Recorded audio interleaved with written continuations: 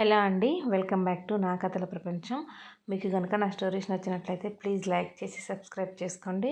ఇప్పుడు మనం చెప్పుకోబోతున్నాం నా మనసులో నిలిచావే స్టోరీలోని ఎపిసోడ్ 44. ఇక స్టోరీలోకి వెళ్ళినట్లయితే, గురుస్వామి ప్రశ్నకి చిన్నగా నవ్వుతూ, అవును స్వామి, ఈరోజు మాకు ప్రత్యేకమైన రోజే. సరిగ్గా నెల కిందట తను నా జీవితంలోకి వచ్చిన రోజు అని కొంచెం సంతోషం, కొంచెం బాధ కలగలిపిన గొంతుతో చెప్తాడు రుద్ర. అతడి మాటలకు ఆ రోజును గుర్తు చేసుకుని డల్ అవుతుంది వేద. అతడు మంచివాడని ఇన్ని రోజులు అతడితో కలిసి ప్రయాణంలో అర్థమైనా అతడు తన జీవితంలోకి వచ్చిన విధానం ఆమెకి గుర్తొచ్చినప్పుడల్లా బాధను కలిగిస్తూ ఉంటుంది. ఇప్పుడు కూడా అదే బాధ ఆమెను చుట్టుముట్టగా మౌనంగా నిలబడి వారిద్దరి మాటలను వింటూ ఉంటుంది. వేద బాధ అర్థమవుతున్నా కానీ జరిగిపోయిన దానిని మార్చలేక అతడు కూడా మౌనంగా గురుస్వామి ఏదో చెబుతూ ఉంటే వింటూ ఉంటాడు. అతడు పరధ్యానంగా ఉండడం గమనించి, ఏమైంది స్వామి, నేను ఇక్కడ మాట్లాడుతుంటే మీరు ఎక్కడో ఆలోచిస్తున్నారు అని రుద్రమొహంలోకి చూస్తూ అడుగుతారు ఆయన. ఆ మాటకి తలదించుకొని నిలబడి ఉన్న వేద కూడా రుద్రవైపు చూస్తుంది. ఇంటి దగ్గర నుండి వచ్చేటప్పుడు ఉన్న ఉత్సాహం ఇప్పుడు అతడి మొహంలో కనిపించకపోవడంతో తను డల్గా ఉండడం వల్లే అతడు అలా ఉన్నాడని గ్రహించిన వేద, రుద్ర తనకు హైదరాబాద్ వచ్చిన కొత్తలో చెప్పిన మాటలు గుర్తుకు వస్తాయి. తల్లి తండ్రి వైజాగ్ వెళ్ళిపోయారని దిగులుగా గదిలో కూర్చొని ఉన్న వేద దగ్గరికి వచ్చిన రుద్ర ఆమె బాధగా ఉండడం చూసి ఆమె ఎదురుగా కూర్చొని ఆమె చేయి చేతిలోకి తీసుకొని, నువ్వు ఎప్పుడు కావాలంటే అప్పుడు నీ పేరెంట్స్ కలవచ్చు చందమామ.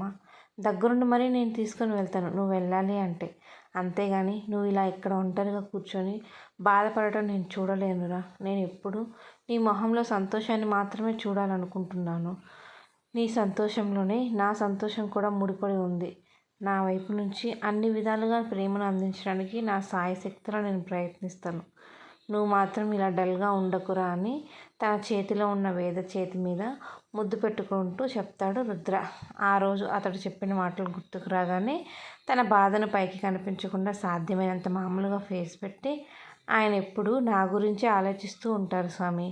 ఇప్పుడు కూడా మా పరిచయమై నెల రోజులైనందుకు నా కోసం ఏదో ఒకటి చేయాలని ఆలోచిస్తూ ఉంటారు అని నవ్వుతూ చెబుతుంది వేద. ఆమె ఎంత నవ్వినా అది మనసులో నుండి వచ్చినది కాదు అని ఈ నెలలోనే ఆమెను A to Z చదివిన అతడికి తెలియదా?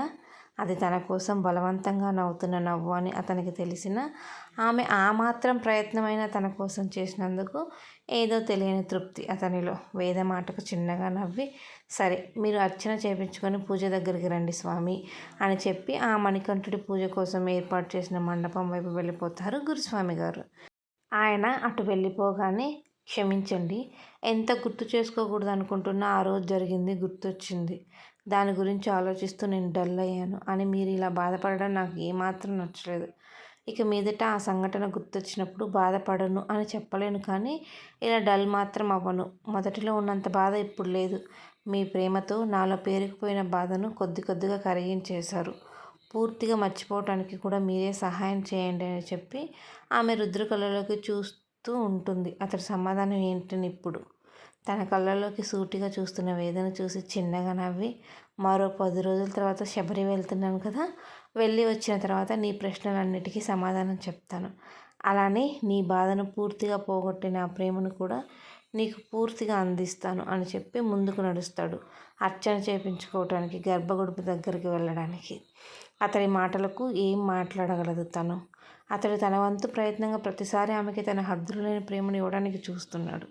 ఇప్పుడు కూడా అతడు అదే చెప్తుంటే మౌనంగా అతడిని అనుసరిస్తుంది వేద. ఇద్దరూ పక్క పక్కన నిలబడి తమ కుటుంబం పేరు మీద అర్చన జరిపించుకుని అయ్యప్ప పూజ జరుగుతున్న ప్రదేశానికి వెళ్తారు. రుద్ర తన ఒంటి మీద ఉన్న షర్ట్ తీసి వేద చేతికిచ్చి మెడలో ఉన్న కండువాని భుజాల చుట్టూ కప్పుకొని వెళ్ళి అందరి స్వాములతో పాటు పూజలో కూర్చుంటాడు. వేద కూడా కొందరు స్వాములతో పాటు వచ్చిన కుటుంబ సభ్యులతో కూర్చొని జరుగుతున్న పూజ చూస్తూ ఉంటుంది శ్రద్ధగా, ఆ మణికంఠుడి మీద మనసు లగ్నం చేసి. 2 గంటల పాటు ఆ ప్రదేశం అంతా ఆ శబరీశుడి నామజపముతో పాటలతో సందడి నెలకొల్పగా గురుస్వామి కర్పూర నీరాజనం పాట ఆలపిస్తూ హారతి ఇస్తుంటే మిగిలిన అందరూ కూడా ఆయన గొంతుతో శృతి కలిపి ఆ హారతిని అయ్యప్పకి సమర్పిస్తారు. ఆ హారతినే అక్కడికి పూజ కోసం వచ్చిన స్వాములకి వారి కుటుంబ సభ్యులకి చూపిస్తారు కళ్ళకు అద్దుకోమని. అందరూ హారతి తీసుకున్న తర్వాత నైవేద్యంగా పెట్టిన అటుకులు బెల్లం ప్రసాదాన్ని అందరికీ పంచి పూజ ముగిస్తారు. పూజ అనంతరం గుడిలో స్వాముల కోసం ఏర్పాటు చేసిన పలహారం తిని కొందరు ఇంటికి ప్రయాణం అవగా మరికొందరు గుడిలోనే ఉంటారు, తమ ఇళ్లలో ఉండే ఆడవాళ్ళకి కుదరకపోవటంతో. రుద్ర కూడా వేదన తీసుకొని బయటికి వచ్చి వారి బైక్ దగ్గరికి వెళ్తాడు. బైక్ స్టార్ట్ చేసి ఎక్కమన్నట్లు వేద వైపు చూస్తాడు. ఆమె మాత్రం గుడి ముందుగా వెళ్తున్న ఐస్ క్రీమ్ బండి వైపు చూస్తూ ఉంటుంది. ఆమె చూపులు ఎటు ఉన్నాయో గ్రహించిన రుద్ర బైక్ దిగి వెళ్తున్న ఐస్ క్రీమ్ బండి వ్యక్తిని పిలిచి 2 బాదం కుల్ఫీలు తీసుకొని అతడికి మనీ ఇచ్చి తిరిగి వేద దగ్గరకు వచ్చి ఆ కుల్ఫీలు 2 ఆమె చేతిలో పెడతాడు. అతడు బైక్ దిగి వెళ్తుంటే ఎక్కడికా అని చూస్తున్న వేద అతడు ఐస్ క్రీమ్ బండి దగ్గరికి వెళ్ళగానే విషయం అర్థమయ్యింది. తన కోసం ఐస్ క్రీమ్ తీసుకురావడానికి వెళ్ళాడని. ఐస్ క్రీమ్ బండి దగ్గరికి వెళ్ళిన రుద్రని రెప్పగొట్టకుండా చూస్తూ ఉంటుంది వేద. ఏ ఫ్లేవర్ ఐస్ క్రీమ్ తీసుకుని వస్తాడు ఈయన అని మనసులో అనుకుంటూ. తను చూస్తూ ఉండగానే రుద్ర కుల్ఫీస్ తీసుకొని వచ్చి తన చేతిలో పెట్టగా ఒకంత ఆశ్చర్యంగా చూస్తుంది అతడి వైపు. అంత కరెక్ట్గా ఎలా తనకి ఇష్టమైన ఫ్లేవరే తీసుకొని వచ్చాడని. అంతలోనే తన గురించి A to Z వైజాగ్లో ఉండగానే తెలుసుకున్న అతడికి తన ఇష్టాలు తెలుసుకోవడంలో పెద్ద కష్టం కాదులే అని అంతరాత్మ వాస్తవం గుర్తు చేయగా అది కూడా నిజమే కదా అనుకొని అతడి వైపు చూస్తుంది, 2 నాకేనా అన్నట్లు. ఆమె చూపుల్లో ఉన్న భావాలు అర్థమైనట్లు, నీకు 2 కుల్ఫీలు తింటే కానీ తృప్తి ఉండదు కదా అని నోటితో చెప్పి మెల్ట్ అయిపోతుంది, తొందరగా తినన్నట్లు ఆమె కళ్ళలోకి చూస్తున్న అతడు కళ్ళు వేద చేతిలో మెల్లిగా కరిగిపోతున్న కుల్ఫీ మీదకి మరల్చి చూపిస్తాడు. రుద్ర కళ్ళనే చూస్తున్న వేద అతడి చూపుకి అనుగుణంగా తన కళ్ళు తిప్పి తన చేతిలో కరిగిపోతున్న కుల్ఫీస్ని చూసి చిన్నగా నవ్వుకొని 2 కుల్ఫీస్ ఒకేసారి తినడం స్టార్ట్ చేస్తుంది. చిన్నపిల్లల ఆ చేతిలో ఒకటి ఈ చేతిలో ఒకటి పట్టుకొని మరి ఇష్టంగా తింటున్న ఆమె వైపే చూస్తున్న రుద్రకి దూరంగా రోడ్డు మీద ఆనంద్ కారు కనిపించడంతో 2 కనుబొమ్మలు దగ్గరగా ముడుచుకొని చూసి అతడు ఆనంద్కి ఎవరో అమ్మాయితో గొడవ పడుతున్నట్లు కనిపించగా ఫాస్ట్గా బైక్ స్టార్ట్ చేసి ఎక్కమన్నట్లు వేద వైపు చూస్తాడు. తొందరగా వెళ్ళాలి బైక్ ఎక్కన్నట్లు అతడు తొందర చూసి సడన్గా ఏమైంది దీనికి అని కంగారు వేదలో. రుద్ర దగ్గర నుండి ఇంటికి వెళ్ళిన ఆనంద్ ఫ్రెష్ అయ్యి తన రూమ్ బాల్కనీలో కూర్చొని తల్లి తెచ్చిచ్చిన కాఫీ తాగుతూ ఇందాక వేద విషయంలో రుద్రస్వామి గురించి తప్పుగా అనుకున్నానా అని తనలో తానే అనుకుంటూ కాఫీ తాగడం పూర్తి చేస్తాడు. 10 నిమిషాల పాటు ఆలోచనలతో సతమతమైన తర్వాత తను అలా అనకుండా ఉండాల్సింది అని నిర్ణయించుకొని ఆ విషయంలో రుద్రుని క్షమాపణ అడగాలనుకుంటూ మొబైల్ చేతిలోకి తీసుకుని రుద్రకు కాల్ చేయబోయి ఏదో గుర్తొచ్చినట్లు మొబైల్ పాకెట్లో పెట్టుకొని కార్కి తీసుకుని మళ్ళీ బయటకు వెళ్తాడు.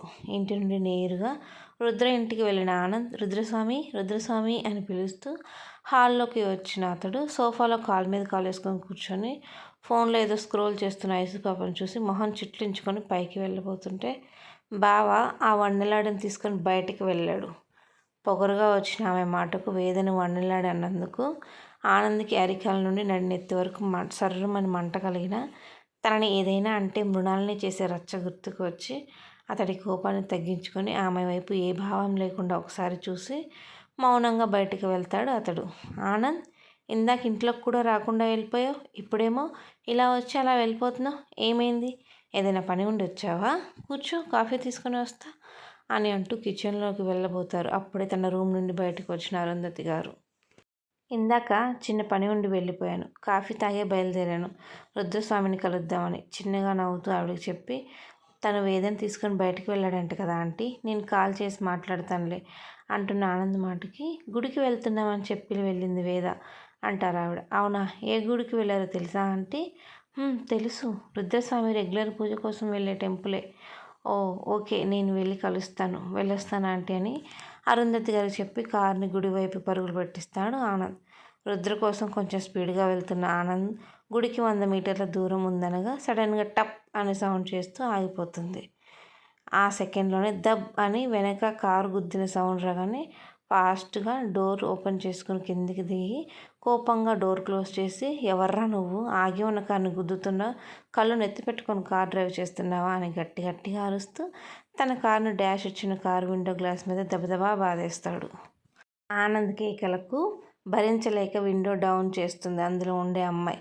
ఆ అమ్మాయి విండో కింద దించుకొని కిందకి దిగరా ముందు అని అంటూ తల కొంచెం కిందకు దించి లోపలికి చూసిన ఆనంద్కి ఎరుపు గంధం కలగలిపిన కలర్ హాఫ్ శారీలో ఒద్దికగా అల్లిన జడలో మల్లె కనకాంబరం రెండు కలిపి 2 మూరల వరకు పెట్టి చేతికి ఎర్రని మట్టి గాజులు, ఆ చేతికి ఈ చేతికి చెరో 2 డజన్లు వేసి పెద్ద పెద్ద నెమలి డిజైన్ ఉన్న బుట్టలు పెట్టుకొని నుదుటిన వైట్ స్టోన్ బింది, కింద చిన్నగా అడ్డుగీతగా పెట్టిన కుంకుమ, లైట్గా కాటుక దిద్దిన కళ్ళతో తన వైపే చూస్తూ ఉన్న అనాయకుని చూసి కళ్ళు నోరు గాదికి వదిలేస్తాడు.